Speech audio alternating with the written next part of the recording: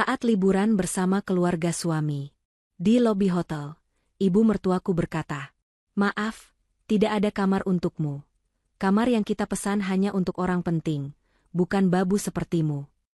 Ibu mertuaku menawarkan kamar cadangan untuk suami, tapi dia melarang aku masuk ke kamar itu. Jadi aku memutuskan memesan kamar di hotel lain, dan pergi meninggalkan mereka tanpa jejak. Bahkan tidak ada yang menanyakan kabarku saat aku menghilang. Tapi 2 bulan kemudian, mereka dengan panik menghubungiku dan memohon bantuanku. Karena, sebelum ceritanya dimulai, silahkan tulis di kolom komentar dari daerah mana saja teman-teman yang menonton cerita ini. Jangan lupa like dan subscribe agar channel ini bisa semakin berkembang dan bisa mempersembahkan cerita yang lebih menarik lagi. Matahari siang itu terasa begitu terik menyengat kulit, seolah ikut memanaskan suasana hati Aruna Larasati yang sudah mendidih sejak perjalanan dimulai. Aruna berdiri di depan pintu kaca otomatis, sebuah hotel bintang 5 yang menjulang megah di kawasan wisata eksklusif itu. Kedua tangannya terasa kebas karena mencengkeram gagang 2 koper besar berwarna hitam, sementara di bahu kanannya tersampir tas jinjing besar berisi perlengkapan obat-obatan dan camilan milik ibu mertuanya. Peluh sebesar biji jagung menetes dari pelipisnya, merusak sedikit riasan tipis yang ia kenakan sejak subuh tadi. Di belakangnya, sebuah taksi bandara baru saja menurunkan 3 koper tambahan yang ukurannya tak kalah besar. Aruna menghela napas panjang, mencoba menenangkan detak jantungnya yang berpacu cepat bukan karena antusiasme liburan, melainkan karena kelelahan fisik yang luar biasa. Beberapa langkah di depannya, berjalanlah Adrian Pratama, suaminya, dan Ibu Santi Lesmana, ibu mertuanya. Mereka berdua berjalan dengan langkah ringan dan dagu terangkat tinggi, tanpa membawa beban apapun selain tas tangan kecil bermerek mahal milik Ibu Santi dan ponsel pintar di tangan Adrian. Mereka melenggang masuk ke dalam lobi hotel yang dingin dan beraroma lavender itu, meninggalkan Aruna sendirian bergulat dengan total 5 koper besar dan 2 tas jinjing. Tidak ada satupun petugas hotel yang sigap membantu saat itu karena rombongan tamu lain baru saja tiba bersamaan, membuat staf kewalahan. Aruna menggertakkan gigi, mengerahkan sisa tenaganya untuk mendorong troli yang akhirnya berhasil ia rebut dari pojok pilar, menumpuk semua koper itu, dan mendorongnya masuk menyusul suami dan ibu mertuanya. Di dalam lobi yang megah dengan lantai marmer mengkilap itu, Ibu Santi sudah duduk manis di sofa bludru berwarna merah marun. Ia mengibaskan kipas lipatnya dengan gaya bangsawan, sesekali mengeluh tentang cuaca di luar yang menurutnya tidak bersahabat bagi kulit halusnya. Adrian berdiri di samping ibunya, tampak sibuk membalas pesan di ponselnya, sama sekali tidak menoleh ke arah pintu masuk untuk memastikan apakah istrinya butuh bantuan. Pemandangan ini sudah menjadi makanan sehari-hari bagi Aruna selama 5 tahun pernikahannya. Ia bukan istri di mata keluarga ini, melainkan asisten pribadi tanpa gaji yang harus siap sedia 24 jam. Aruna memarkir troli koper di dekat pilar, lalu berjalan mendekat ke arah meja resepsionis tempat Adrian akhirnya beranjak untuk melakukan proses pendaftaran masuk. Adrian tampak berdebat kecil dengan petugas resepsionis. Dahinya berkerut dan nada suaranya mulai meninggi, menarik perhatian beberapa tamu lain yang sedang duduk santai di lobi. Aruna yang merasa ada sesuatu yang tidak beres segera mendekat. Ia berdiri di samping Adrian, namun suaminya itu bahkan tidak menatapnya. Petugas resepsionis, seorang wanita muda dengan seragam rapi dan senyum yang dipaksakan karena gugup, mencoba menjelaskan situasi sambil menunjuk layar komputernya. Ternyata ada kesalahan teknis dari pihak agen perjalanan daring yang mereka gunakan. Pemesanan yang seharusnya terdiri dari 2 kamar deluxe dengan pintu terhubung, ternyata hanya tercatat 1 kamar suite keluarga dengan 1 tempat tidur besar dan 1 tempat tidur tambahan berukuran kecil. Ibu Santi yang mendengar keributan itu langsung bangkit dari sofanya dan menghampiri meja resepsionis dengan langkah tergesa-gesa. Suara hak sepatu tingginya menggema di seluruh lobi, menandakan kedatangan seseorang yang tidak ingin dibantah. Tanpa bertanya duduk perkaranya terlebih dahulu, Ibu Santi langsung menuding petugas resepsionis itu tidak becus bekerja. Ia mengeluarkan serangkaian kalimat pedas tentang bagaimana ia adalah pelanggan setia jaringan hotel ini, meskipun kenyataannya ini adalah kali pertama mereka menginap di cabang kota ini.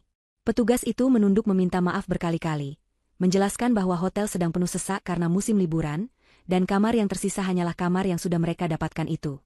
Tidak ada kamar kosong lainnya, bahkan di kelas standar sekalipun. Situasi menjadi hening sejenak. Aruna menatap Adrian, berharap suaminya akan mengambil keputusan bijak.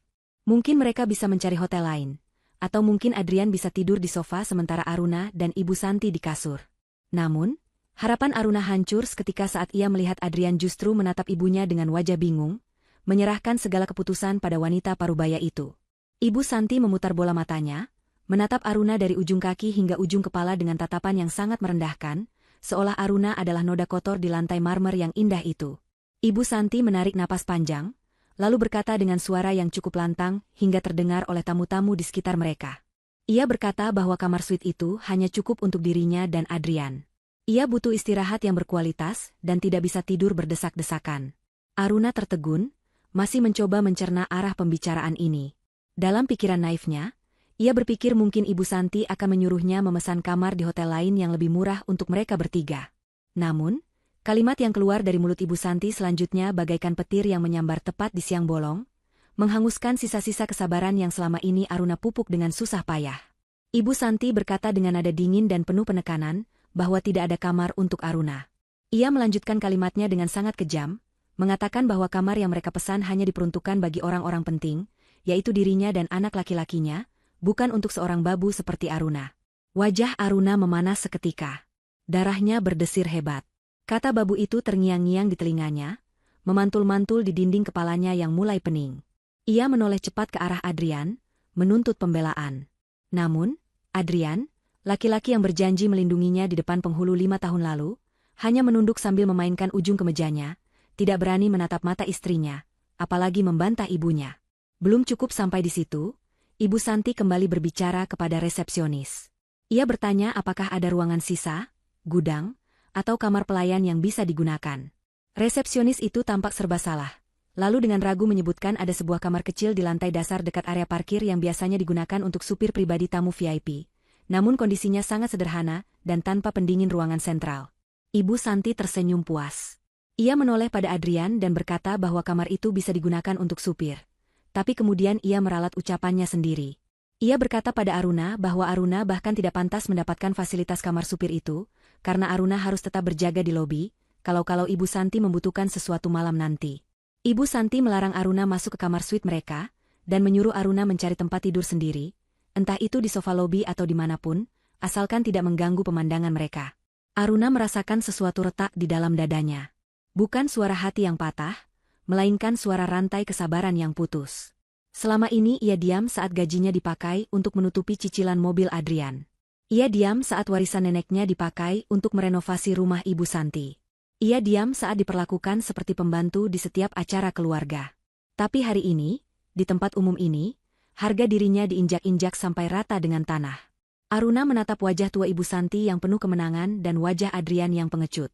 Tiba-tiba, rasa lelah di tubuhnya menguap, digantikan oleh energi dingin yang aneh. Ia tidak menangis. Ia tidak memohon. Ia justru tersenyum tipis. Sebuah senyuman yang tidak pernah dilihat oleh Adrian sebelumnya.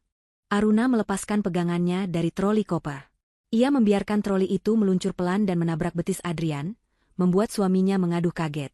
Aruna menatap Ibu Santi tepat di manik matanya yang dilapisi lensa kontak berwarna abu-abu itu. Dengan suara tenang namun tajam, Aruna berkata bahwa Ibu Santi benar. Aruna mengakui bahwa dirinya memang tidak pantas berada di sana bersama orang-orang yang merasa dirinya penting. Aruna mengucapkan selamat menikmati liburan mereka. Tanpa menunggu balasan, Aruna berbalik badan. Adrian panik dan memanggil namanya. Bertanya mau kemana Aruna pergi, dan siapa yang akan membawakan koper-koper ini ke kamar. Aruna tidak menjawab.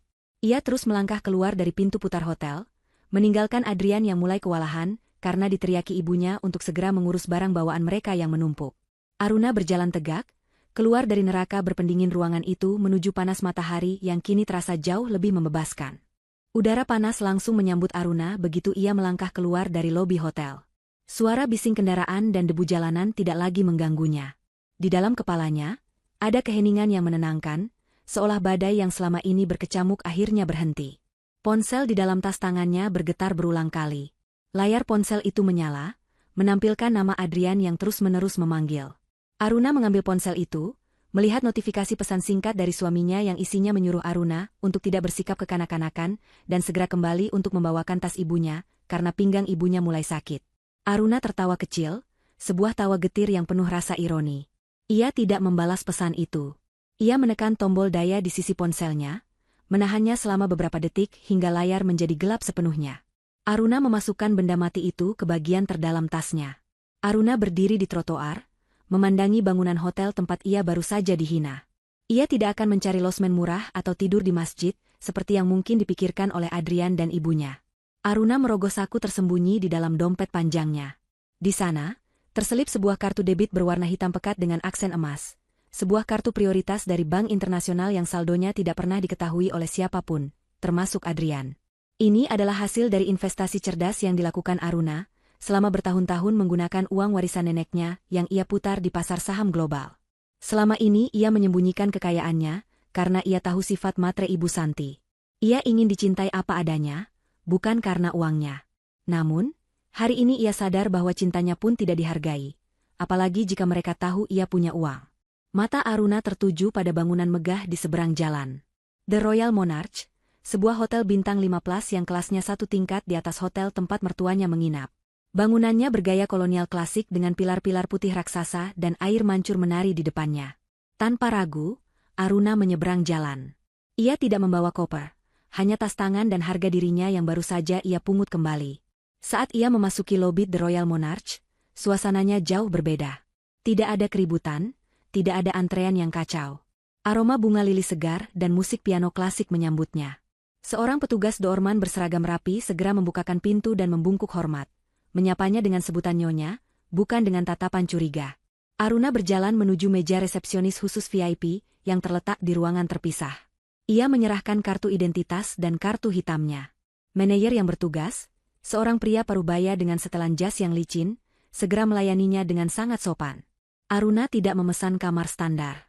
Ia meminta Presidential Suite, kamar terbaik di hotel itu yang letaknya di lantai paling atas dengan pemandangan langsung ke laut dan ke arah hotel seberang.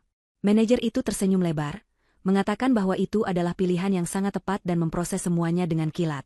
Tidak ada drama sistem error, tidak ada penolakan. Dalam waktu 10 menit, Aruna sudah berada di dalam lift pribadi yang membawanya melesat ke lantai 20. Pintu suite terbuka, dan kemewahan yang terpampang di depan mata Aruna membuatnya nyaris menangis haru. Ruangan itu luasnya 3 kali lipat dari rumah yang ia tinggali bersama Adrian. Lantainya dilapisi karpet bulu tebal yang empuk.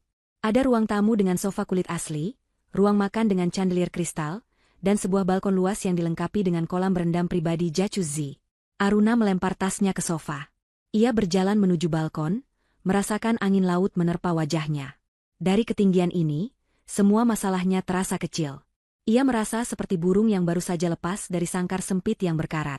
Aruna memesan layanan kamar. Ia tidak memesan nasi goreng atau mie instan seperti yang biasa ia makan, karena harus berhemat demi cicilan Adrian. Ia memesan lobster bakar, steak wagyu tingkat kematangan medium rare, dan sebotol champagne termahal yang ada di menu.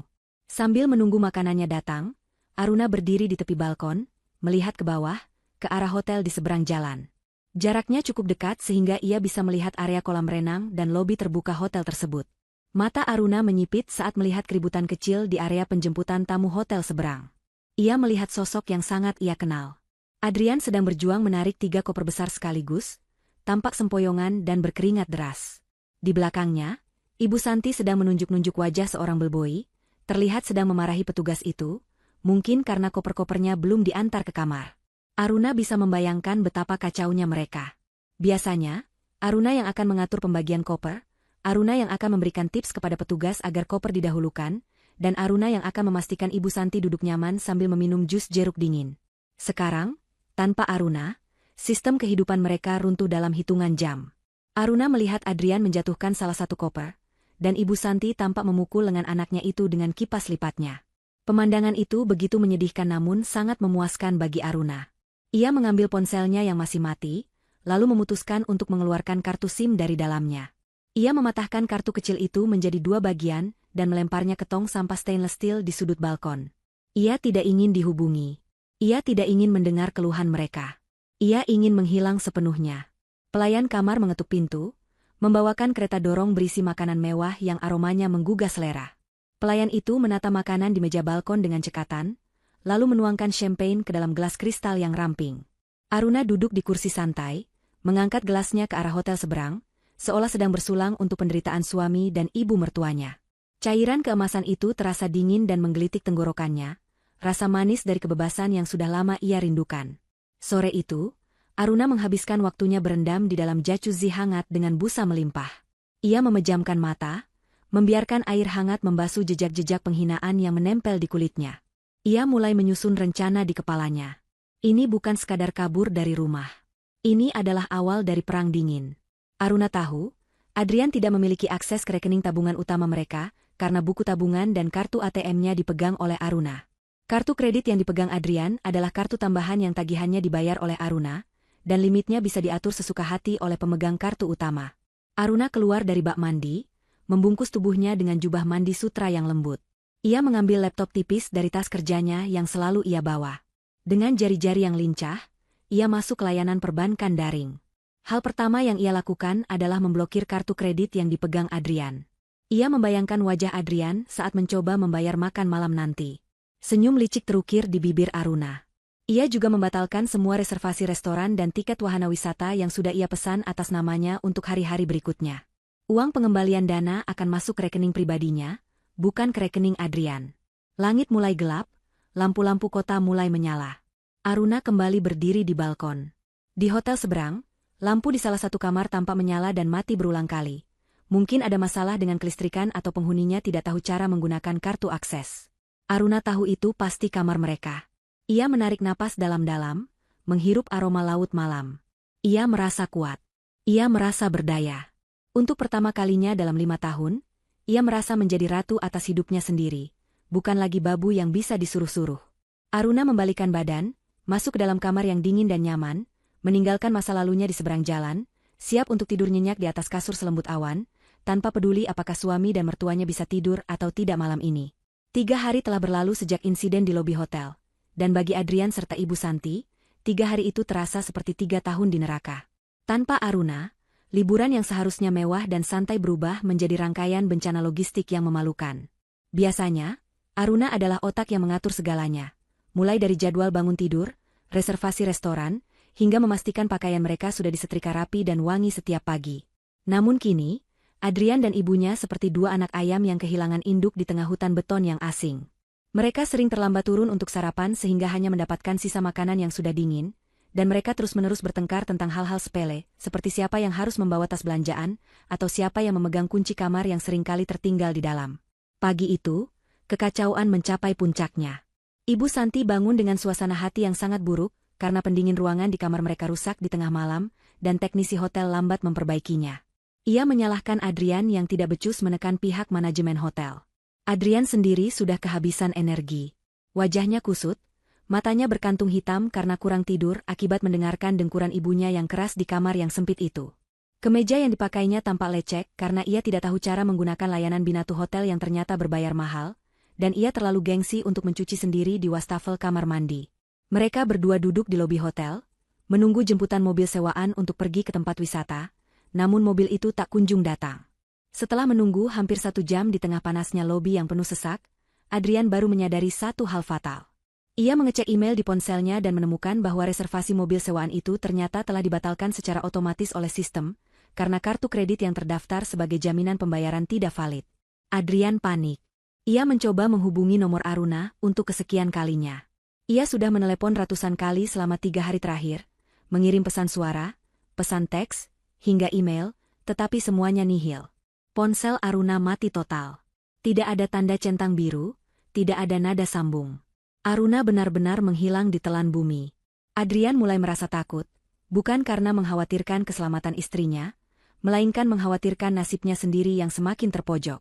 Ibu Santi yang tidak sabar mulai mengomel panjang lebar di depan umum, menuduh Adrian tidak becus mengurus ibunya sendiri. Demi menenangkan ibunya yang mulai tantrum seperti anak kecil, Adrian akhirnya memutuskan untuk memesan taksi daring dengan tarif premium menuju sebuah restoran makanan laut terkenal di pinggir pantai. Ia berpikir bahwa makan siang mewah akan bisa meredakan amarah ibunya. Ia yakin Aruna hanya sedang merajuk dan bersembunyi di hotel murah di sekitar situ. Adrian berpikir nanti malam ia akan mencari Aruna lagi dan memaksanya pulang, karena uang tunai di dompetnya semakin menipis. Sesampainya di restoran mewah itu, Ibu Santi langsung memesan menu paling mahal tanpa melihat daftar harga. Ia memesan kepiting Raja Alaska, udang galah bakar, dan minuman kelapa muda utuh, seolah-olah ingin membalas dendam atas ketidaknyamanan yang ia alami di hotel. Adrian hanya memesan nasi goreng biasa, perutnya terlalu mulas memikirkan tagihan yang akan datang. Mereka makan dalam diam. Ibu Santi sibuk memotret makanannya untuk dipamerkan di media sosial dengan keterangan palsu tentang betapa bahagianya liburan mereka, sementara Adrian sibuk mengecek saldo rekening di ponselnya yang angkanya semakin menyedihkan. Ia berharap kartu kredit tambahannya masih bisa digunakan.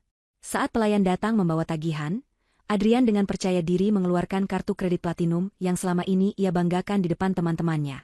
Ia tidak tahu bahwa kartu itu sebenarnya adalah kartu tambahan yang induknya dipegang oleh Aruna. Pelayan itu mengambil kartu tersebut dengan sopan dan membawanya ke mesin EDC di meja kasir.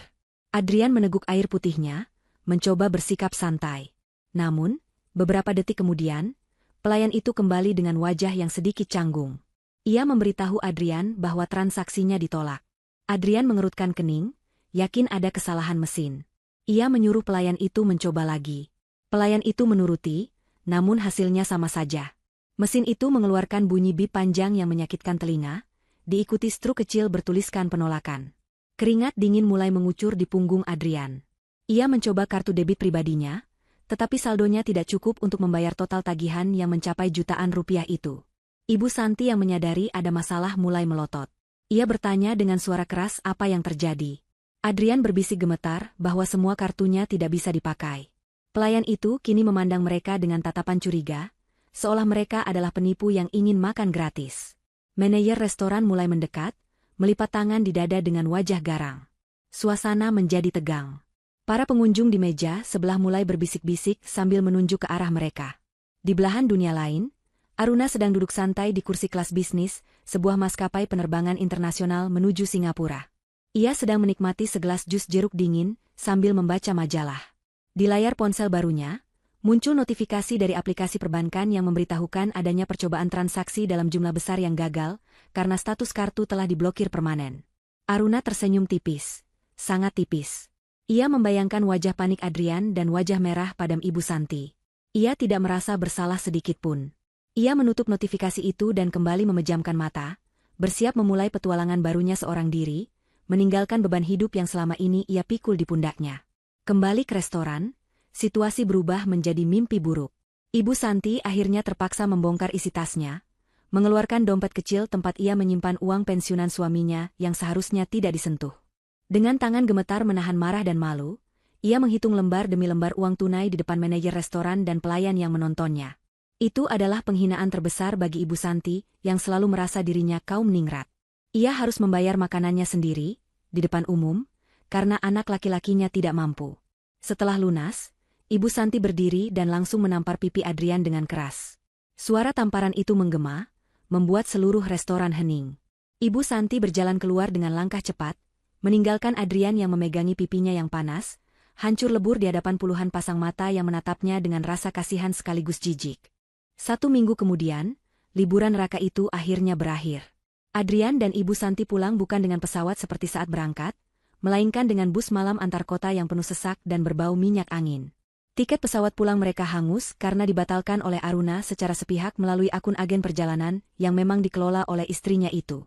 Uang tunai mereka sudah habis, kartu kredit mati total, dan Adrian terlalu malu untuk meminjam uang pada teman-temannya. Sepanjang perjalanan 10 jam di dalam bus, Ibu Santi tidak henti-hentinya menyumpahi Aruna. Ia menyusun rencana di kepalanya untuk memaki menantunya itu habis-habisan begitu sampai di rumah, mengusirnya, atau bahkan melaporkannya ke polisi atas tuduhan penelantaran. Mereka tiba di depan rumah Adrian saat matahari baru saja terbit. Tubuh mereka pegal linu, wajah berminyak, dan koper-koper besar itu kini terasa 10 kali lebih berat karena harus diseret dari jalan raya ke depan pagar rumah. Adrian berharap Aruna sudah di rumah. Mungkin sedang menangis menyesal dan siap bersimpuh meminta maaf. Ia membayangkan rumah yang sejuk, sarapan yang sudah tersedia, dan air hangat untuk mandi. Namun, harapan itu sirna saat Adrian mencoba memasukkan kunci ke lubang pintu depan. Kunci itu masuk, tapi tidak bisa diputar. Adrian mencoba lagi dengan sedikit paksaan, menggoyangkannya ke kiri dan kanan, tapi pintu tetap terkunci rapat. Ibu Santi mulai berteriak dari belakang, menyuruh Adrian untuk tidak main-main. Adrian yang panik mencoba menggedor pintu, memanggil nama Aruna berulang kali. Tidak ada jawaban. Rumah itu sunyi senyap. Jendela-jendela tertutup rapat dengan tirai yang sepertinya sudah diganti, karena warnanya berbeda dari yang ia ingat. Adrian mengintip dari celah jendela, tapi di dalam terlalu gelap. Firasat buruk mulai menjalar di dadanya. Ia akhirnya memanggil tukang kunci yang kebetulan lewat di kompleks perumahan itu. Dengan sisa uang receh terakhir di sakunya, Adrian membayar tukang kunci itu untuk membobol pintu rumahnya sendiri. Suara bor dan palu yang menghantam gagang pintu terdengar memilukan di pagi yang sunyi itu. Tetangga sebelah rumah mulai keluar, menatap mereka dengan tatapan aneh. Adrian berusaha menyembunyikan wajahnya, sementara Ibu Santi sibuk berkacak pinggang, berpura-pura bahwa ini hanyalah masalah kunci macet biasa. Setelah 10 menit yang menyiksa, pintu akhirnya terbuka dengan suara derit panjang. Adrian dan Ibu Santi bergegas masuk, siap meluapkan amarah mereka pada Aruna. Namun, begitu kaki mereka melangkah ke ruang tamu, langkah mereka terhenti seketika. Mulut Ibu Santi yang sudah terbuka untuk berteriak, kini ternganga lebar tanpa suara. Rumah itu kosong. Benar-benar kosong. Tidak ada sofa kulit tempat Adrian biasa menonton bola. Tidak ada televisi layar datar 60 inci yang dibeli Aruna tahun lalu. Tidak ada karpet bulu, tidak ada lukisan di dinding, bahkan gorden sutra yang mahal itu pun lenyap. Ruang tamu itu hanya menyisakan lantai keramik yang dingin dan jejak debu berbentuk kotak di tempat barang-barang dulu berada. Suara langkah kaki mereka menggema, memantul di dinding-dinding kosong yang seolah menertawakan mereka. Adrian berlari ke dapur. Kosong. Kulkas 2 pintu, oven tanam, meja makan marmer, semuanya hilang. Hanya tersisa kompor portabel lama milik Adrian waktu zaman kuliah yang tergeletak menyedihkan di pojok ruangan. Adrian berlari naik ke lantai 2, menuju kamar tidur utama. Jantungnya berdegup kencang, berharap setidaknya kasur mereka masih ada. Ia membuka pintu kamar dengan kasar. Kosong. Lemari pakaian built-in yang besar itu pintunya terbuka lebar, menampilkan isinya yang melompong. Semua baju Aruna, tas, sepatu, perhiasan, semuanya lenyap tanpa sisa. Anehnya, baju-baju Adrian masih ada, tapi tidak digantung rapi. Baju-baju itu ditumpuk begitu saja di lantai dalam bungkusan plastik sampah hitam besar, seolah-olah itu adalah sampah yang tidak berharga. Di sudut kamar, kasur king size mereka pun hilang, hanya menyisakan dipan kayu tua yang penuh goresan. Ibu Santi menyusul naik dengan napas tersengal-sengal. Ia masuk ke kamar tamu yang biasanya ia tempati jika menginap. Sama saja. Kasur empuk yang biasa menopang punggungnya sudah tidak ada. Aruna benar-benar membersihkan rumah itu dari segala sesuatu yang pernah dibelinya menggunakan uang pribadinya. Aruna menarik kembali semua fasilitas yang selama ini dinikmati oleh suami dan mertuanya secara cuma-cuma. Ibu Santi jatuh terduduk di lantai, kakinya lemas. Ia tidak bisa membayangkan bagaimana Aruna bisa melakukan ini semua dalam waktu 1 minggu tanpa mereka ketahui. Ini bukan sekadar pergi dari rumah, ini adalah eksekusi pemisahan harta yang brutal dan terencana dengan sangat rapi. Di tengah kepanikan dan kebingungan itu, mata Adrian menangkap sebuah objek di atas lantai kayu yang kosong di tengah kamar utama. Sebuah amplop coklat tebal tergeletak di sana, satu-satunya benda yang terlihat rapi di ruangan itu. Adrian berjalan mendekat dengan langkah gemetar. Ia memungut amplop itu. Tidak ada nama pengirim, hanya logo sebuah kantor pengacara ternama di sudut kanan atas. Tangan Adrian berkeringat saat membuka segel amplop itu. Ia menarik keluar isinya. Itu bukan surat cinta, bukan surat permintaan maaf. Itu adalah somasi hukum. Surat itu berisi pemberitahuan resmi tentang gugatan cerai dan pemisahan harta Gonogini. Di dalamnya terlampir dokumen-dokumen yang selama ini tidak pernah Adrian perhatikan. Dokumen yang menyatakan bahwa rumah yang mereka tempati ini sertifikatnya atas nama Aruna Larasati, dibeli dari hasil warisan neneknya sebelum menikah. Aruna berbaik hati mengizinkan Adrian menumpang di rumah itu selama proses perceraian belum ketuk palu. Namun seluruh perabotan yang dibeli dengan uang Aruna telah ditarik kembali. Di halaman terakhir, terdapat sebuah catatan kecil tulisan tangan Aruna yang tintanya masih terlihat tegas. Adrian membaca tulisan itu dengan suara berbisik, sementara Ibu Santi mendengarkan dengan wajah pucat pasi. Tulisan itu berbunyi, "Kalian bilang aku hanya babu yang tidak penting, jadi aku pergi dan membawa semua milikku. Silakan mulai hidup mandiri seperti orang penting yang kalian agung-agungkan. Jangan cari aku, atau pengacaraku yang akan bicara." Kertas itu terlepas dari tangan Adrian, melayang jatuh ke lantai yang dingin. Untuk pertama kalinya, Adrian menyadari bahwa ia tidak hanya kehilangan istri, tapi ia juga baru saja kehilangan atap di atas kepalanya dan tulang punggung kehidupannya. Kesunyian rumah kosong itu kini terasa mencekik, jauh lebih menakutkan daripada teriakan kemarahan manapun. 1 bulan pertama tanpa kehadiran Aruna terasa seperti 1 abad penderitaan bagi Adrian dan Ibu Santi. Rumah besar yang dulunya menjadi istana kebanggaan mereka kini, berubah menjadi penjara beton yang dingin dan menyiksa. Tanpa perabotan yang layak, suara langkah kaki mereka menggema memantulkan kesepian yang mencekam. Malam-malam berlalu dengan lambat dan menyakitkan. Adrian harus tidur beralaskan tumpukan kardus bekas dan selimut tipis yang ia temukan di gudang belakang. Sementara Ibu Santi tidur di atas dipan kayu tua, tanpa kasur yang membuat tulang punggung rentanya menjerit kesakitan setiap kali ia bangun pagi. Tidak ada lagi aroma kopi segar yang menyambut mereka di pagi hari, tidak ada sarapan bergizi yang tersaji di meja makan, dan yang paling parah, tidak ada lagi kehangatan yang membuat rumah itu layak disebut tempat tinggal. Realitas finansial menghantam mereka lebih keras daripada hantaman fisik manapun. Selama 5 tahun terakhir, Adrian hidup dalam gelembung ilusi yang diciptakan oleh Aruna. Ia merasa gajinya sebagai manajer madya sudah lebih dari cukup untuk membiayai gaya hidup mewah ibunya dan dirinya sendiri. Namun, ia lupa bahwa gaji itu sebenarnya pas-pasan. Selama ini, Arunalah yang diam-diam menambal semua kebocoran anggaran rumah tangga. Aruna yang membayar tagihan listrik yang membengkak, karena Ibu Santi tidak pernah mau mematikan penyejuk ruangan. Aruna yang membayar belanja bulanan di supermarket premium. Aruna juga yang membayar cicilan panci, spray impor, dan arisan sosialita Ibu Santi. Kini, tanpa bantalan uang dari Aruna, gaji Adrian langsung habis hanya dalam waktu 1 minggu setelah tanggal gajian, tersedot untuk membayar utang-utang konsumtif yang selama ini ia abaikan. Puncaknya terjadi pada minggu ketiga. Token listrik rumah mereka habis di tengah malam.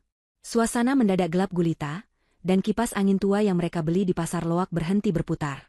Udara panas langsung menyergap masuk, membuat Ibu Santi terbangun dan berteriak histeris memanggil Adrian. Dengan mata kantuk dan tubuh lelah, Adrian mencoba membeli token listrik lewat aplikasi perbankan di ponselnya, namun transaksinya gagal. Saldonya 0 rupiah. Ia lupa menyisihkan uang untuk listrik, karena 2 hari lalu Ibu Santi merengek minta dibelikan daging sapi impor, karena sudah bosan makan telur dadar setiap hari. Malam itu, mereka berdua duduk dalam kegelapan, saling menyalahkan. Ibu Santi menuduh Adrian tidak becus mengatur uang, sementara Adrian untuk pertama kalinya berani membentak ibunya, mengatakan bahwa gaya hidup ibunya lah yang membuat mereka bangkrut. Pertengkaran itu berakhir dengan tangisan Ibu Santi yang memilukan, namun Adrian sudah terlalu lelah untuk peduli. Keesokan harinya, Adrian berangkat kerja dengan mata bengkak dan seragam kerja yang kusut, karena ia menyetrika sendiri dengan tidak becus. Ia mengendarai mobil SUV hitam mengkilap miliknya, satu-satunya simbol kesuksesan yang masih tersisa. Ia menyalakan musik keras-keras untuk mengusir stres, berusaha melupakan fakta bahwa ia sudah menunggak cicilan mobil selama 2 bulan. Surat peringatan dari pihak leasing sudah datang ke rumah 3 kali, namun Adrian selalu merobeknya dan membuangnya ke tempat sampah, berharap masalah itu akan hilang dengan sendirinya. Ia berpikir bahwa bulan depan ia akan mendapat bonus kuartalan dan bisa melunasinya. Namun, ia lupa bahwa bonus itu tergantung pada performa kerjanya, yang belakangan ini hancur lebur sejak ditinggal Aruna. Sesampainya di kantor, Adrian memarkir mobilnya di lobi utama, tempat yang biasanya dikhususkan untuk tamu VIP atau jajaran direksi, hanya karena ia ingin terlihat gagah di depan rekan-rekannya. Ia masuk ke dalam gedung, menyapa resepsionis dengan senyum palsu yang dipaksakan. Namun, ketenangan itu tidak berlangsung lama. Sekitar pukul 10 pagi, saat Adrian sedang rapat tim membahas proyek baru, pintu ruang rapat diketuk dengan keras. Sekretaris kantor masuk dengan wajah pucat dan ketakutan, memberitahu Adrian bahwa ada 3 orang pria berbadan besar yang mencarinya di lobi dan membuat keributan. Jantung Adrian mencelos. Ia tahu siapa mereka, tapi ia tidak menyangka mereka akan nekat datang ke kantor. Adrian mencoba bernegosiasi agar sekretaris itu menyuruh mereka menunggu di luar, tapi terlambat. 3 pria berjaket kulit hitam dengan wajah garang sudah menerobos masuk ke area kantor. Mereka adalah penagih utang eksternal yang disewa oleh perusahaan pembiayaan mobil. Salah satu dari mereka, pria dengan bekas luka di pipi, berteriak memanggil nama Adrian Pratama dengan suara menggelegar yang membuat seluruh lantai itu hening seketika. Rekan-rekan kerja Adrian yang tadinya sibuk mengetik, kini menghentikan aktivitas mereka dan menatap drama yang sedang terjadi. Adrian merasa wajahnya panas, seolah ditampar oleh ribuan tangan tak kasat mata. Ia bergegas keluar dari ruang rapat, mencoba menggiring para penagih utang itu ke tangga darurat agar tidak menjadi tontonan, tapi mereka menolak. Di tengah ruangan kantor yang hening itu, terjadilah negosiasi yang memalukan. Penagih utang itu menuntut kunci mobil dan STNK diserahkan saat itu juga. Adrian memohon waktu 1 minggu lagi, berjanji akan mencari pinjaman. Namun, pria itu tertawa meremehkan. Ia mengeluarkan tablet digitalnya dan menunjukkan data riwayat pembayaran Adrian yang merah total. Ia berkata dengan lantang bahwa unit harus ditarik sekarang juga karena Adrian dianggap wan prestasi dan tidak kooperatif. Suara pria itu begitu keras hingga terdengar sampai ke ruangan Pak Gunawan, bos Adrian. Adrian gemetar, keringat dingin membasahi punggungnya. Ia melirik ke arah teman-temannya yang kini berbisik-bisik sambil menatapnya dengan pandangan merendahkan. Citra, orang kaya, yang selama ini ia bangun hancur berkeping-keping dalam hitungan detik. Dengan tangan gemetar hebat, Adrian akhirnya merogoh saku celananya dan mengeluarkan kunci mobil SUV kebanggaannya. Saat kunci itu berpindah tangan, Adrian merasa seolah sebagian nyawanya ikut terenggut. Para penagih utang itu pergi tanpa basa-basi, meninggalkan Adrian berdiri mematung di tengah ruangan seperti orang bodoh. Bisik-bisik rekan kerjanya semakin terdengar jelas di telinganya. Ada yang tertawa kecil, ada yang menggelengkan kepala. Adrian tidak berani mengangkat wajahnya. Ia berjalan gontai kembali ke meja kerjanya, namun konsentrasinya sudah buyar. Ia hanya duduk menatap layar komputer yang kosong, membayangkan bagaimana ia harus pulang nanti. Ia tidak punya mobil lagi. Ia tidak punya uang untuk naik taksi. Sore harinya, hujan turun deras mengguyur kota. Adrian berdiri di halte bus di depan kantornya, berdesak-desakan dengan puluhan karyawan lain yang juga menunggu angkutan umum. Jas mahalnya basah terkena cipratan air hujan, sepatu kulitnya kotor terkena lumpur. Ia melihat mobil-mobil rekan kerjanya melintas satu persatu, menembus hujan dengan nyaman. Rasa iri dan penyesalan bercampur aduk di dadanya. Dulu, Aruna selalu memastikan mobilnya bersih, bensin penuh, dan kartu tol terisi. Dulu, jika hujan seperti ini, Aruna akan mengirim pesan mengingatkan agar hati-hati atau bahkan membawakan payung jika ia lupa. Sekarang, ia sendirian, kedinginan, dan miskin. Sesampainya di rumah, Adrian disambut oleh omelan Ibu Santi yang marah karena Adrian pulang terlambat dan tidak membawakan makan malam. Ibu Santi belum tahu kalau mobilnya sudah ditarik. Saat Adrian menceritakan kejadian di kantor dengan suara parau, Ibu Santi bukannya menghibur, malah meledak marah. Ia memukul bahu Adrian, menuduh anaknya itu memalukan nama keluarga Lesmana. Ibu Santi berteriak histeris, bertanya bagaimana ia bisa pergi ke arisan besok kalau tidak ada mobil. Adrian menatap ibunya dengan tatapan kosong. Untuk pertama kalinya, ia melihat sosok ibunya bukan sebagai ratu yang harus dilayani, melainkan sebagai beban tua yang tidak tahu diri. Namun, Adrian terlalu lemah untuk melawan. Ia hanya pergi ke dapur, merebus air untuk menyeduh satu-satunya makanan yang tersisa di lemari, mie instan rasa ayam bawang yang sudah hampir kadaluarsa. Malam itu, di rumah kosong tanpa perabotan, Adrian makan mie instan sambil menangis dalam diam, meratapi kebodohannya melepaskan wanita sebaik Aruna demi ego keluarga yang semu. Waktu 2 bulan ternyata cukup untuk mengubah seorang manusia dari kondisi prima menjadi rongsokan hidup. Adrian kini terlihat 10 tahun lebih tua. Wajahnya kusam, matanya cekung dengan lingkaran hitam yang semakin lebar, dan rambutnya mulai terlihat jarang karena kerontokan akibat stres berat. Pakaian kerjanya yang dulu selalu licin dan wangi berkat tangan dingin Aruna, kini tampak lusuh, berbau apek, dan seringkali salah kancing. Di kantor, Adrian bukan lagi bintang yang bersinar. Ia menjadi karyawan bermasalah yang sering datang terlambat karena harus berebut kursi di kereta komuter lain setiap pagi, dan sering tertidur di meja kerja karena kelelahan mengurus pekerjaan rumah tangga yang tak kunjung beres. Masalah terbesar muncul dari tempat yang paling tidak ia duga, pekerjaannya sendiri. Selama ini, Adrian memiliki reputasi sebagai manajer yang laporannya selalu rapi, analisis datanya tajam, dan presentasinya memukau. Namun, tidak ada yang tahu, termasuk Adrian sendiri, seberapa besar peran Aruna dalam kesuksesan itu. Aruna adalah mantan akuntan publik terbaik di angkatannya sebelum diminta berhenti kerja oleh Adrian karena perintah Ibu Santi. Selama 5 tahun pernikahan mereka, setiap malam saat Adrian tertidur lelap setelah bermain game, Arunalah yang membuka laptop suaminya. Aruna memperbaiki rumus Excel yang salah, merapikan tata bahasa laporan, membuat grafik analisis yang indah, dan menyusun materi presentasi yang logis.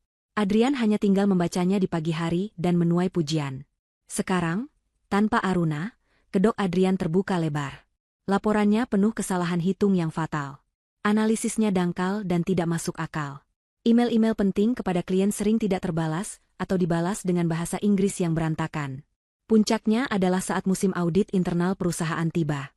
Adrian ditugaskan untuk memimpin audit proyek terbesar divisi mereka. Ia mencoba mengerjakannya sendiri, begadang bermalam-malam dengan kopi murah, namun otaknya buntu. Data-data keuangan itu bagaikan benang kusut yang tidak bisa ia urai. Ia mencoba memanipulasi angka agar terlihat seimbang, sebuah kesalahan fatal yang dilakukan oleh seorang amatir. Pagi itu, Adrian dipanggil ke ruangan Pak Gunawan. Suasana di ruangan itu begitu dingin dan mencekam. Pak Gunawan, pria parubaya yang terkenal tegas dan tidak suka basa-basi, melempar berkas laporan Adrian ke atas meja dengan keras, hingga menimbulkan bunyi brak yang mengejutkan. Adrian tersentak kaget. Jantungnya berpacu liar. Pak Gunawan berdiri, wajahnya merah pada menahan amarah. Ia menunjuk muka Adrian dan bertanya dengan nada tinggi, apakah Adrian sedang mencoba menipu perusahaan, atau apakah Adrian mendadak menjadi bodoh dalam semalam. Pak Gunawan menunjukkan halaman demi halaman kesalahan fatal dalam laporan itu. Ada selisih anggaran miliaran rupiah yang tidak bisa dipertanggungjawabkan, karena data yang Adrian masukkan tidak sinkron dengan bukti transaksi. Adrian mencoba membela diri dengan suara gemetar, mengatakan bahwa ia sedang kurang fokus karena masalah keluarga.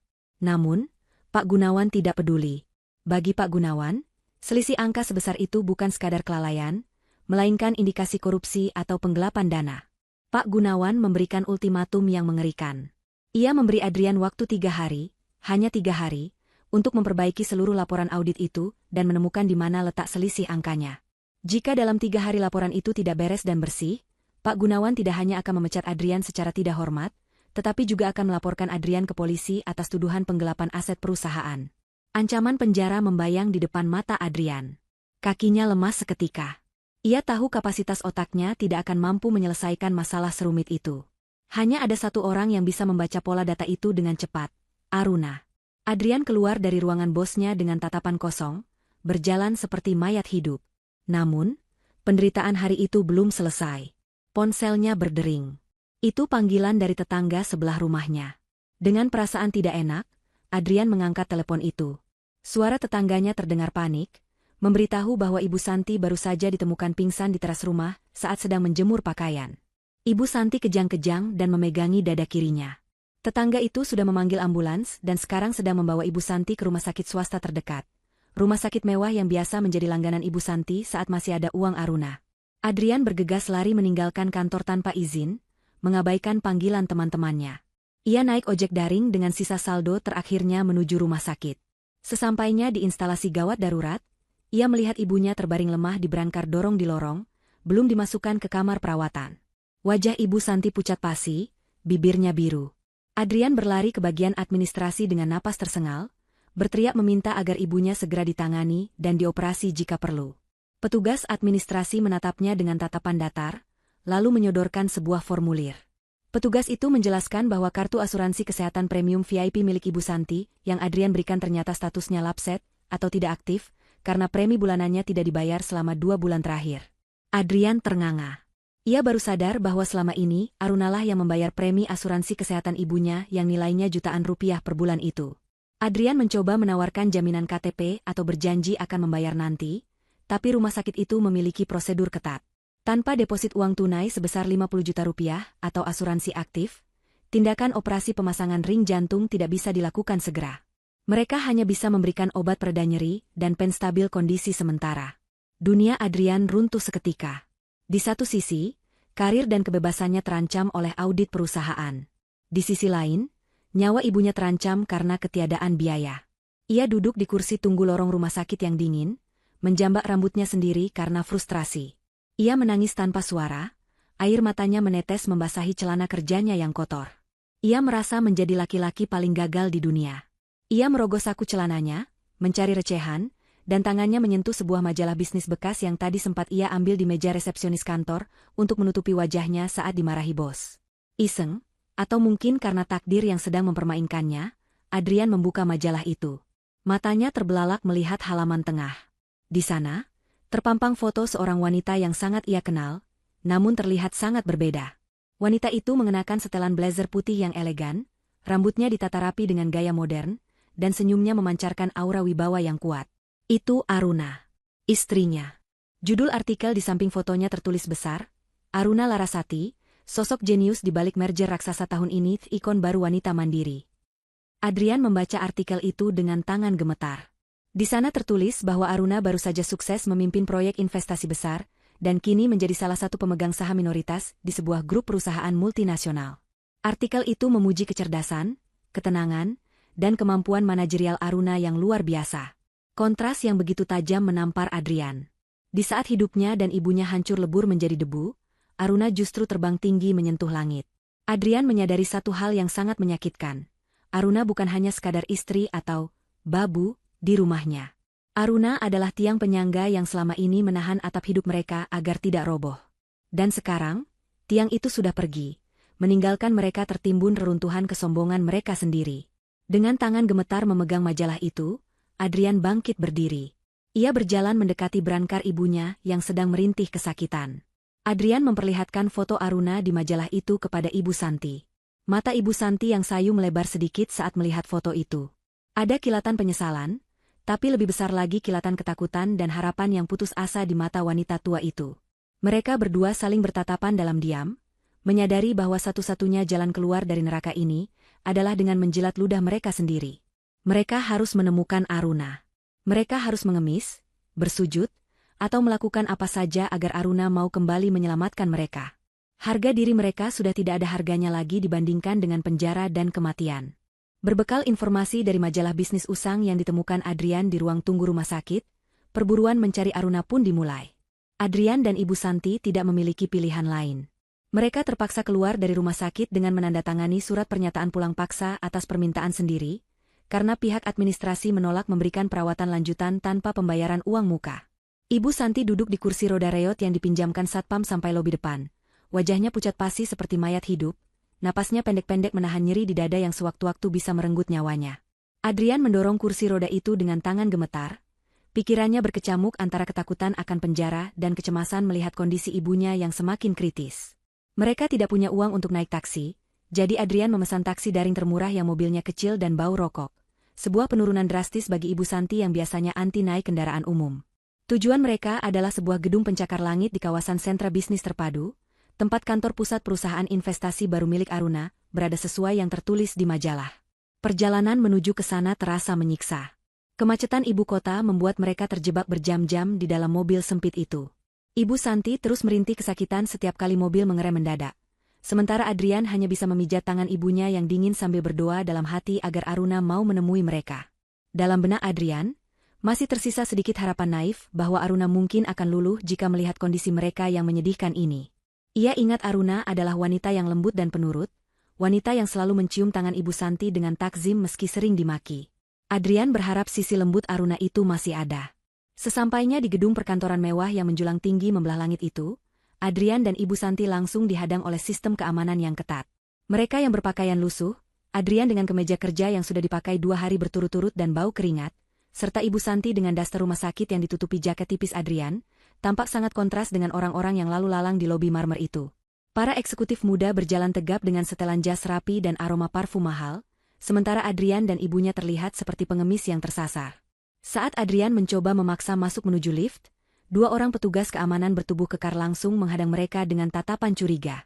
Adrian mencoba menjelaskan bahwa dia adalah suami dari Aruna Larasati, pemilik perusahaan di lantai teratas, namun petugas itu hanya tertawa sinis dan meminta bukti janji temu. Tentu saja, Adrian tidak memilikinya. Keributan kecil terjadi di meja resepsionis lobi. Ibu Santi, dengan sisa tenaganya, mulai berteriak-teriak dengan suara parau, mengatakan bahwa dia adalah mertua Aruna dan berhak untuk masuk. Ia memaki resepsionis cantik yang menghalanginya, menyebutnya tidak sopan pada orang tua. Namun, teriakan Ibu Santi tidak lagi memiliki wibawa seperti dulu. Orang-orang di sekitar hanya menatapnya dengan pandangan jijik dan terganggu. Petugas keamanan mulai menarik lengan Adrian kasar, bersiap menyeret mereka keluar gedung, karena dianggap mengganggu ketertiban umum. Adrian memohon-mohon, harga dirinya sudah hilang entah kemana. Ia bersujud di kaki petugas keamanan itu meminta waktu 5 menit saja untuk menelepon ke atas. Tepat pada saat Adrian hampir dilempar keluar pintu putar lobi, sebuah suara wanita yang tegas menghentikan aksi para petugas keamanan itu. Adrian menoleh dan melihat Sarah, sahabat lama Aruna yang dulu sering ia remehkan karena dianggap wanita karir yang terlalu ambisius dan tidak laku-laku. Sarah berdiri di sana dengan setelan kerja yang sangat modis, memandang Adrian dan Ibu Santi dengan tatapan dingin yang menusuk tulang. Adrian langsung bangkit dan berlari mendekati Sarah, memohon agar Sarah memberitahu Aruna bahwa mereka ada di sini. Sarah tidak tersenyum sedikitpun.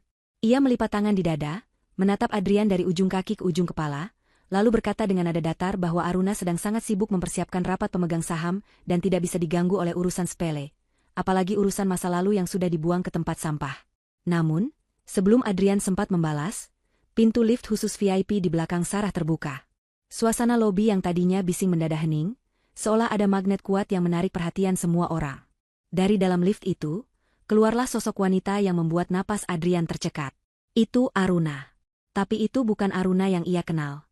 Aruna yang berdiri di sana mengenakan gaun kerja rancangan desainer ternama yang membalut tubuhnya dengan sempurna, memancarkan aura kekuasaan dan kepercayaan diri yang luar biasa. Rambutnya yang dulu selalu diikat asal-asalan saat mengurus rumah, kini tergerai indah berkilau. Di belakangnya, berjalan dua asisten yang sibuk mencatat instruksinya. Aruna berjalan dengan langkah pasti, tatapannya lurus ke depan, tajam dan fokus. Adrian dan Ibu Santi terpaku. Lidah mereka keluh. Sosok di depan mereka ini terasa begitu asing dan jauh, seolah berada di dimensi yang berbeda. Ibu Santi yang sedang duduk lemas di bangku lobi mencoba berdiri, tangannya gemetar menggapai ke arah Aruna. Ia memanggil nama Aruna dengan suara lirih, berharap menantunya itu akan berlari memeluknya seperti dulu. Namun, Aruna tidak berlari. Aruna berhenti sejenak, menoleh perlahan ke arah sumber suara. Tatapan matanya bertemu dengan mata Adrian dan Ibu Santi. Tidak ada kemarahan di mata indah itu, tidak ada kebencian yang meledak-ledak. Yang ada hanyalah tatapan kosong, dingin, dan datar. Seolah Aruna sedang melihat orang asing yang tidak ia kenal, atau lebih parah lagi, seolah ia sedang melihat serangga yang tidak penting. Aruna berjalan mendekat perlahan, suara hak sepatu tingginya beradu dengan lantai marmer, menciptakan irama yang mengintimidasi. Adrian mundur selangkah, merasa kecil di hadapan istrinya sendiri. Aruna berhenti tepat 2 langkah di depan mereka, menjaga jarak aman agar tidak tersentuh. Ia menatap Ibu Santi yang tampak menyedihkan, lalu beralih menatap Adrian yang berantakan. Adrian mencoba membuka mulut, ingin mengatakan bahwa ia menyesal, bahwa ia butuh bantuan, bahwa ia mencintai Aruna. Tapi kata-kata itu tersangkut di tenggorokan. Aura dominan Aruna membungkamnya. Aruna kemudian membuka mulutnya, mengucapkan kalimat yang begitu pelan namun menghantam dada Adrian dan Ibu Santi lebih keras daripada sebuah pukulan palu godam. Aruna bertanya dengan sopan namun penuh sarkasme, "Maaf, Anda siapa? Saya tidak ingat memiliki janji temu dengan kalian." Adrian ternganga, mencoba mengingatkan bahwa dia adalah suaminya. Aruna tersenyum tipis, senyum yang sangat mengerikan karena tidak mencapai matanya. Ia melanjutkan kalimatnya, "Ah, saya ingat. Tapi bukankah kalian orang-orang penting? Kenapa orang penting datang ke tempat ini tanpa prosedur yang jelas?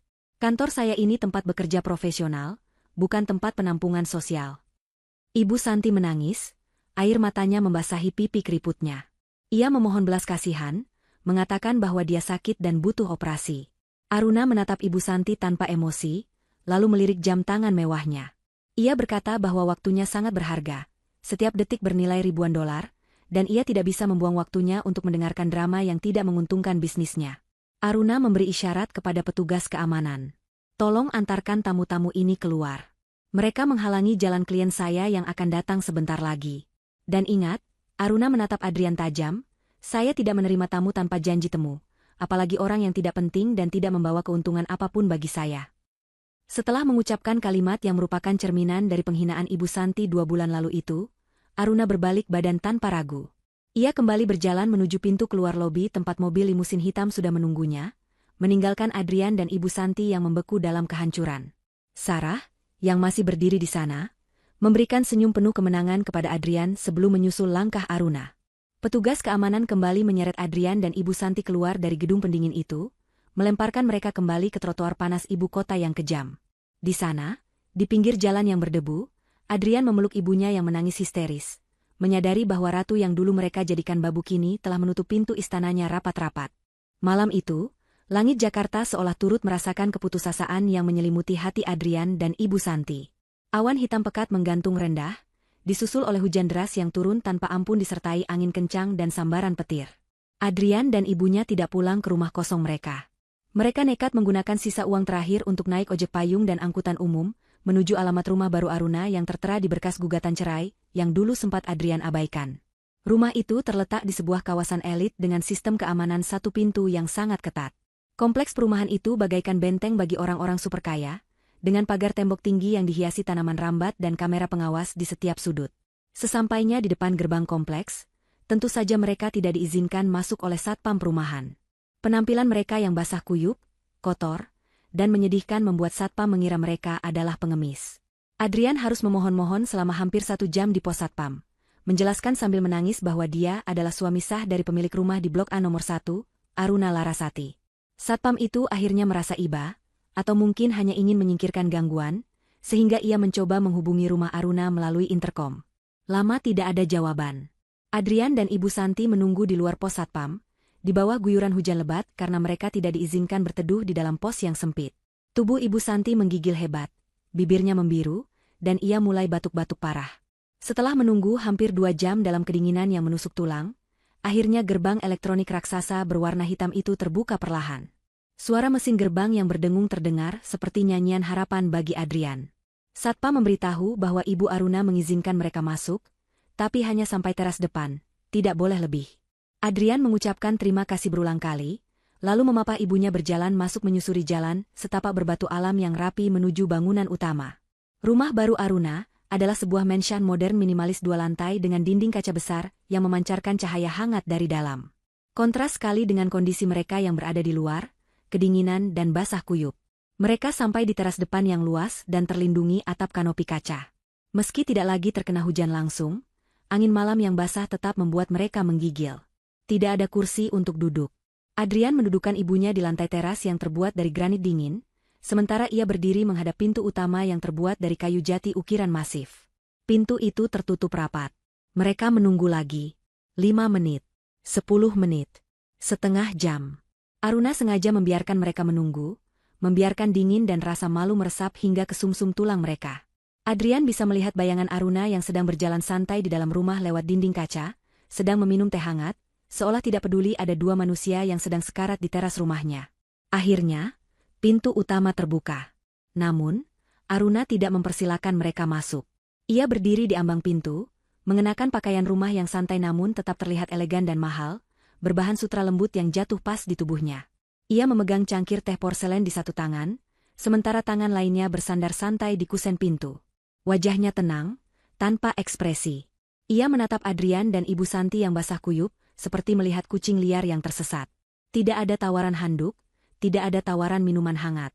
Jarak antara mereka hanya 2 meter, tapi rasanya seperti terpisah jurang yang tak teryeberangi. Ibu Santi, yang harga dirinya sudah hancur lebur ditelan rasa takut akan kematian, langsung merangkak mendekati kaki Aruna. Wanita tua yang dulu begitu sombong dan selalu mendongakkan kepala itu, kini bersimpu di lantai teras yang basah, mencium ujung sandal rumah Aruna yang bersih. "Aruna, nak tolong ibu." Suara Ibu Santi serak dan parau, bercampur dengan isak tangis yang memilukan. "Ibu sakit, nak. Jantung ibu rasanya mau pecah. Rumah sakit tidak mau terima kalau tidak ada uang. Tolong bayarkan operasinya. Ibu minta maaf. Ibu minta maaf sudah jahat sama kamu. Ibu janji tidak akan galak lagi." Adrian ikut menjatuhkan dirinya berlutut di samping ibunya. Air mata bercampur air hujan membasahi wajahnya. Ia menangkupkan kedua tangannya di depan dada, memohon dengan sangat. "Aruna, tolong aku juga. Audit perusahaan besok tenggat waktunya. Kalau laporannya tidak beres, aku akan dipenjara, Ran. Pak Gunawan akan melaporkan aku ke polisi. Aku tidak mau masuk penjara. Aku mohon, kamu satu-satunya yang mengerti data itu. Kamu yang selama ini mengerjakan laporanku. Tolong bantu aku sekali ini saja. Aku akan lakukan apa saja. Aku akan jadi babumu, aku akan jadi supirmu, apa saja asal jangan penjara." Aruna menyesap tehnya perlahan, menikmati aroma melati yang menguar, membiarkan Adrian dan Ibu Santi menyelesaikan ratapan mereka. Ia memandang mereka dengan tatapan yang sulit diartikan, campuran antara rasa kasihan dan kepuasan yang dingin. Ia melihat bagaimana roda kehidupan berputar begitu cepat. 2 bulan lalu, merekalah yang berdiri di atas, menunjuk-nunjuk muka Aruna dan mengusirnya. Sekarang, mereka merangkak di bawah kakinya, memohon sisa-sisa belas kasihan. Aruna meletakkan cangkir tehnya di meja kecil di dekat pintu, lalu berjongkok perlahan agar matanya sejajar dengan mereka. Namun ia tetap menjaga jarak agar pakaiannya tidak terkena cipratan air kotor dari baju mereka. "Kalian terlihat sangat menyedihkan," ucap Aruna pelan, suaranya lembut namun tajam. "Dulu, kalian bilang aku parasit. Kalian bilang aku hanya menumpang hidup. Sekarang lihat siapa yang sebenarnya parasit? Kalian tidak bisa hidup sehari pun tanpa bantuanku, bukan?" Adrian dan Ibu Santi mengangguk cepat, tidak berani membantah. Mereka mengiyakan semua penghinaan itu asalkan Aruna mau membantu. Aruna berdiri tegak kembali, menatap langit malam yang gelap. "Aku bisa membantu kalian," kata Aruna akhirnya. Kalimat itu membuat mata Adrian berbinar penuh harapan. Ibu Santi mengangkat wajahnya, seolah melihat malaikat penyelamat. Aku akan mentransfer uang untuk operasi jantung Ibu Santi malam ini juga ke rekening rumah sakit. Dan aku akan membantumu membereskan laporan audit itu, agar kamu tidak membusuk di penjara. Adrian hampir bersorak kegirangan. Ia hendak maju memeluk kaki Aruna, tapi Aruna mengangkat tangannya, memberikan isyarat berhenti. Tapi, lanjut Aruna dengan nada yang lebih berat dan menekan, di dunia bisnis, tidak ada makan siang gratis. Bantuan ini bukan sedekah. Ini adalah transaksi. Dan setiap transaksi ada harganya. Aruna menatap mata Adrian dalam-dalam, mengunci pandangannya hingga Adrian merasa kerdil. Ada syarat mutlak yang harus kalian penuhi sebelum aku menekan tombol transfer, dan sebelum aku menyentuh laptopmu. Syarat ini tidak bisa ditawar, dan harus dilakukan sekarang juga, malam ini juga. Aruna tersenyum miring, sebuah senyum penuh arti yang membuat bulu kuduk Adrian meremang. Ia tahu syarat ini pasti akan sangat berat. Mungkin akan menghancurkan sisa harga diri yang mereka miliki. Namun, melihat ibunya yang megap-megap dan membayangkan jeruji besi yang dingin, Adrian mengangguk mantap. Apa syaratnya? Ran? Katakan saja. Apa saja akan aku lakukan. Ibu Santi juga mengangguk lemah. Iya nak, ibu mau melakukan apa saja asal ibu sembuh. Aruna berjalan masuk sebentar ke dalam rumah, lalu kembali dengan membawa sebuah tablet dan sebuah dokumen bermeterai yang sudah disiapkan. Ia melempar dokumen itu ke hadapan Adrian yang basah kuyup. Baca dan tanda tangani. Lalu, bersiaplah untuk berakting di depan kamera, ujar Aruna dingin. Syarat yang diajukan Aruna bukanlah permintaan uang atau harta, karena ia tahu mereka sudah tidak punya apa-apa. Syarat yang ia minta adalah sesuatu yang jauh lebih berharga bagi keluarga Lesmana yang gila hormat itu, kehormatan dan pengakuan dosa di hadapan publik. Hujan malam itu semakin deras. Seolah langit ingin membasuh bersih segala dosa dan kesombongan yang pernah terjadi di antara mereka bertiga. Di teras rumah mewah Aruna yang dingin, sebuah transaksi harga diri sedang berlangsung. Aruna berdiri tegak dengan tangan bersedekap, menatap Adrian yang sedang membaca dokumen bermeterai dengan tangan gemetar. Kertas-kertas itu sedikit basah terkena cipratan air hujan yang terbawa angin, namun tintanya masih terbaca jelas. Dokumen itu adalah surat perjanjian perceraian dan pelepasan hak yang isinya sangat brutal. Di dalamnya tertulis bahwa Adrian menyetujui perceraian tanpa tuntutan apapun, mengakui bahwa selama pernikahan ia tidak memberikan nafkah yang layak, dan menyatakan bahwa seluruh aset yang ada, termasuk rumah yang dulu mereka tempati, adalah murni milik Aruna. Lebih parah lagi, dokumen itu mengharuskan Adrian menanggung seluruh utang yang ia buat sendiri atas nama gaya hidup ibunya. Adrian menelan ludah yang terasa pahit. Menandatangani dokumen ini berarti ia akan keluar dari pernikahan ini sebagai gelandangan tanpa sepeser pun uang. Ia menatap ibunya, Ibu Santi, yang kini terbatuk-batuk parah sambil memegangi dadanya. Wajah ibunya sudah seputih kertas. Pilihan Adrian sangat sempit. Jika ia menolak, ibunya bisa mati malam ini karena serangan jantung tanpa penanganan medis, dan besok pagi ia akan diseret polisi karena kasus penggelapan audit. Dengan tangan yang menggigil hebat, Adrian mengambil pena yang disodorkan Aruna. Ia berjongkok di lantai teras, menjadikan lantai granit itu sebagai meja, dan membubuhkan tanda tangannya di atas materai. Saat tinta itu menggores kertas, Adrian merasa seolah sedang menandatangani surat kematian masa depannya sendiri. Aruna segera mengambil dokumen itu, mengecek kelengkapannya, dan menyimpannya di tempat yang kering. Namun, siksaan itu belum berakhir. Aruna kembali menatap mereka dengan sorot mata yang tajam. Ia berkata bahwa tanda tangan Adrian hanyalah bagian pertama dari kesepakatan. Bagian kedua adalah giliran Ibu Santi. Aruna mengeluarkan ponsel pintarnya, membuka aplikasi kamera video, dan mengarahkannya tepat ke wajah Ibu Santi yang basah kuyup dan berantakan. Aruna menuntut Ibu Santi untuk membuat pernyataan video. Bukan sembarang pernyataan, melainkan pengakuan dosa yang harus diucapkan persis sesuai naskah yang didiktekan oleh Aruna. Ibu Santi mencoba menolak, menggelengkan kepalanya lemah, mengatakan bahwa itu akan membunuh harga dirinya. Aruna hanya mengangkat bahu acuh tak acuh dan bersiap menutup pintu rumahnya kembali, membiarkan mereka mati kedinginan. Melihat itu, Adrian panik dan memohon pada ibunya untuk menuruti saja kemauan Aruna demi nyawa mereka. Akhirnya, dengan sisa tenaga dan air mata yang bercampur air hujan, Ibu Santi menatap lensa kamera ponsel Aruna. Lampu kilat menyala, menyoroti wajah tuanya yang keriput dan menyedihkan. Dengan suara serak dan terbata-bata, Ibu Santi mulai berbicara mengikuti kata-kata Aruna. Ia menyebutkan nama lengkapnya, Santi Lesmana. Ia mengakui di depan kamera bahwa selama ini ia adalah mertua yang jahat, mertua yang hanya memanfaatkan kekayaan menantunya, dan mertua yang sombong meski sebenarnya tidak punya apa-apa. Ia harus mengucapkan kalimat yang paling menyakitkan baginya, yaitu mengakui bahwa dirinya dan anaknya hidup seperti parasit yang menggerogoti kebaikan Aruna. Aruna merekam semuanya tanpa terlewat satu detik pun. Setelah pengakuan itu selesai, Aruna menekan tombol kirim. Detik itu juga, video tersebut terkirim ke grup percakapan keluarga besar Lesmana yang berisi paman, bibi, dan sepupu Adrian yang selama ini sangat menghormati Ibu Santi. Bunyi notifikasi pesan masuk beruntun terdengar dari ponsel Ibu Santi yang ada di dalam tas basahnya. Aruna tersenyum puas. Ia tahu, mulai malam ini, nama Santi Lesmana akan menjadi bahan tertawaan dan gunjingan seluruh keluarga besar. Kehormatan yang selama ini dijunjung tinggi oleh Ibu Santi hancur lebur dalam durasi video 2 menit. Setelah syarat itu terpenuhi, Aruna menepati janjinya.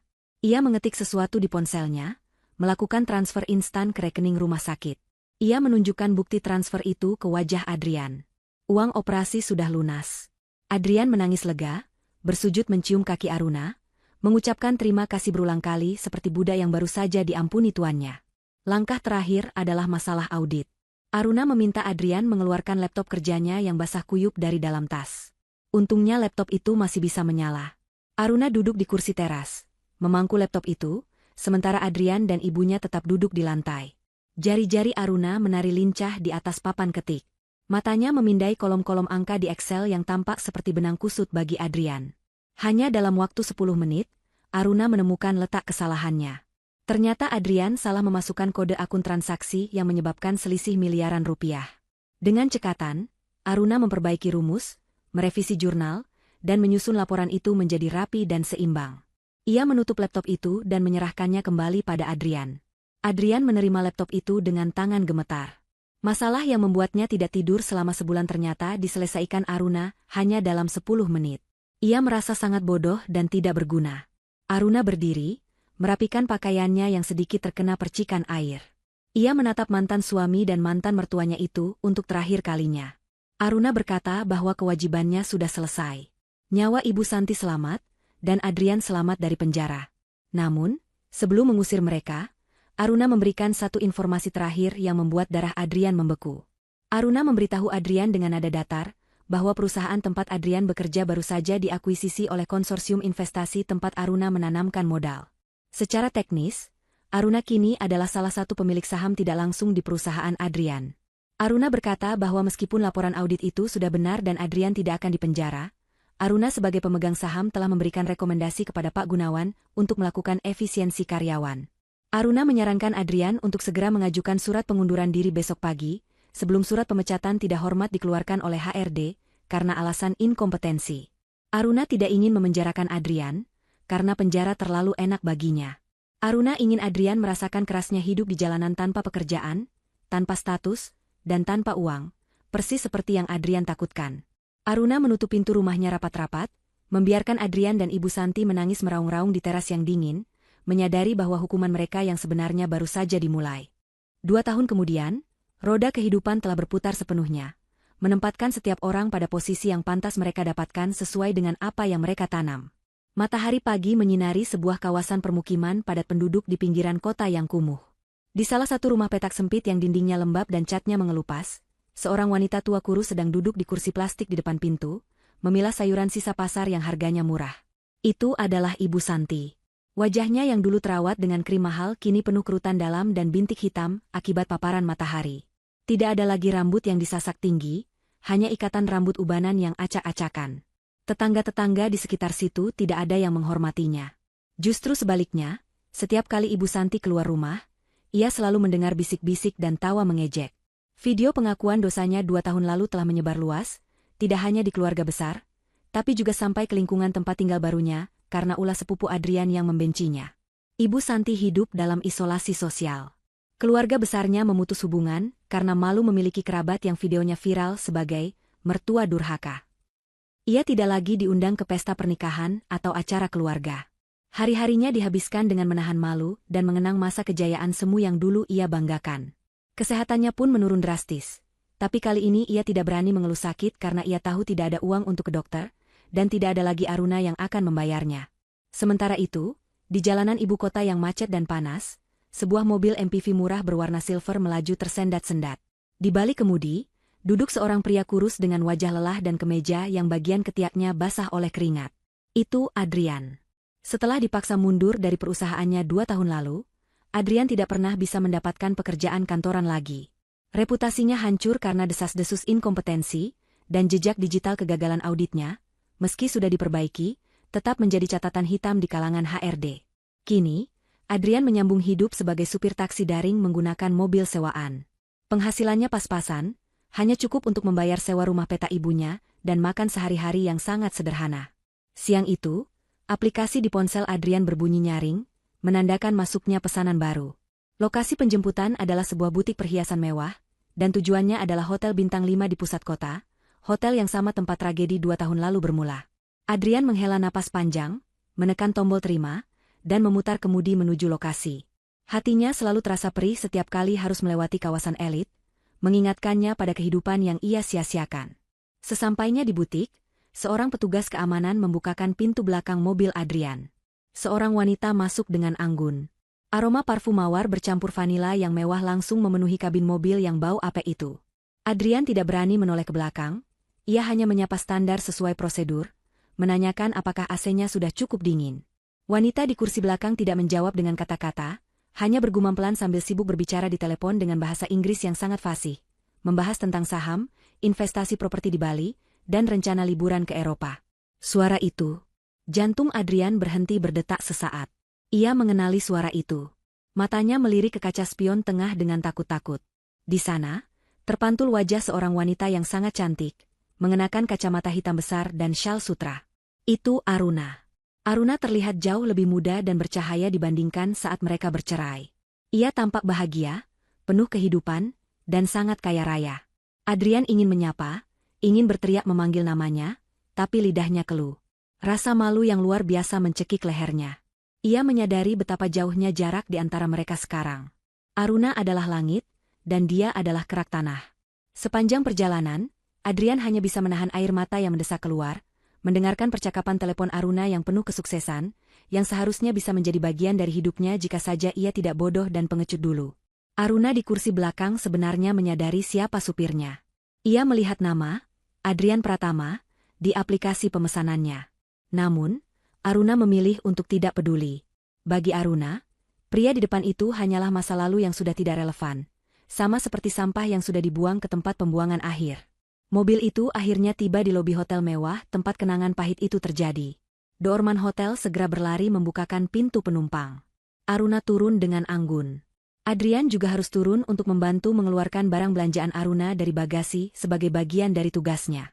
Saat Adrian menyerahkan kantong belanjaan bermerek itu ke tangan Aruna, tangan mereka sempat bersentuhan sedikit. Adrian gemetar. Ia menatap Aruna, matanya basah, seolah memohon pengakuan. Aruna membuka kacamata hitamnya, menatap mata Adrian lurus-lurus. Tidak ada kebencian, tidak ada kemarahan. Hanya ada tatapan datar dan asing. "Terima kasih, Pak. Ini tip untuk Anda," kata Aruna sambil menyelipkan selembar uang berwarna merah, 100.000 rupiah, ke saku kemeja Adrian yang lusuh. Aruna tidak memanggil nama Adrian. Ia memperlakukan Adrian layaknya orang asing, layaknya petugas jasa yang dibayar. Aruna kemudian berbalik badan, disambut oleh manajer hotel yang sudah menunggu dengan senyum lebar. "Selamat datang kembali, Ibu Aruna. Presidential Suite langganan Ibu sudah kami siapkan." Pemandangannya indah sekali hari ini, sapa manajer itu dengan ramah dan hormat. Aruna tersenyum manis pada manajer itu. "Terima kasih. Saya butuh istirahat yang tenang." "Pastikan tidak ada gangguan," jawab Aruna. Adrian berdiri mematung di samping mobil sewaannya, memegang uang 100.000 pemberian mantan istrinya. Ia melihat punggung Aruna yang menjauh, berjalan masuk ke dalam lobi marmer yang megah itu, dikelilingi oleh staf hotel yang melayaninya bak seorang ratu. Di pintu kaca otomatis, sebelum masuk sepenuhnya, Aruna sempat berhenti sejenak. Ia menoleh sedikit ke arah Adrian yang masih berdiri di sana, seperti patung yang menyedihkan. Aruna tersenyum tipis, lalu berbisik pada dirinya sendiri, namun gerak bibirnya terbaca jelas oleh Adrian dari kejauhan. "Kamar ini memang hanya untuk orang penting." Pintu kaca tertutup, memisahkan dunia mereka selamanya. Aruna melangkah masuk ke dalam kemewahan yang menjadi haknya, meninggalkan Adrian yang hancur lebur di luar, di bawah terik matahari, bersiap kembali ke jalanan untuk mencari recehan demi menyambung hidup yang penuh penyesalan. Karma telah tuntas dibayar lunas. Aruna bukan lagi babu, dia adalah ratu yang sesungguhnya. Dan Adrian hanyalah penonton yang terlambat menyadari bahwa ia telah membuang berlian demi segenggam kerikil. Demi segenggam kerikil. Demi segenggam kerikil. Demi segenggam kerikil. Demi segenggam kerikil. Demi segenggam